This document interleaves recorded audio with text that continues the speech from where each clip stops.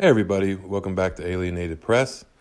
This will be our daily news update for January 26th. Memphis police announced that they will release the body cam footage of the apprehension that led Tyree Nichols to die, stating that they were expecting protests. The head of Memphis police said that these officers were found to be directly responsible for the physical abuse. This article can be found at Newsweek. According to WKYC Studios, a new Ohio law bans media access to records that revealed Jayland Walker's bullet wounds. The law, SB 288, strips journalists' exemption to public record laws, denying future access to preliminary autopsies while police investigate. If you're unaware of who Jayland Walker is, Jayland Walker was shot 60 times in Akron, Ohio by Akron police officers. After a traffic stop, Akron police shot Jayland Walker and hit him as many as 60 times, but preliminary information shows the officers fired 90 rounds in all.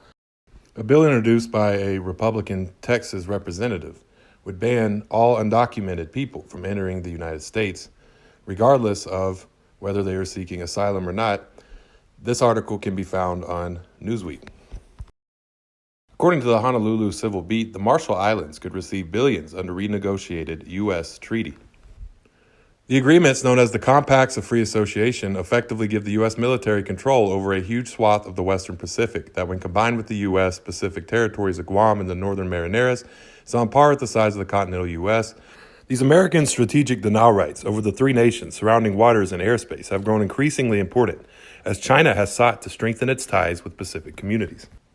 A Boeing plant in Everett, Washington, has left workers long exposed to carcinogen far above legal limits, according to Herald Net. A hygienist for the Boeing plant warned in 2020 that literally hundreds of Boeing employees are at risk of developing lung cancer or other forms of cancer, regardless of respiratory protection, because of an industrial poison that is a key ingredient in the airplane production for decades. In the early 2000s, emails show the company lobbied to keep the regulatory limit, quote, as high as possible, end quote, when the U.S. Occupational Safety and Health Administration was updating its permissible exposure limit for hexavalent chromium.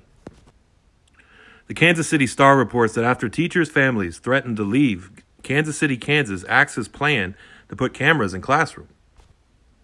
It says school officials on Tuesday threw out a plan to add cameras in every classroom after teachers and parents overwhelmingly opposed the idea, with some threatening to leave the district over it. In a survey of 1,480 district employees, nearly 90% said they were opposed to the idea, many worried about harm to student learning as well as privacy invasion and being constantly under surveillance. If you thought this was helpful, please follow Alienated Press online. Thank you.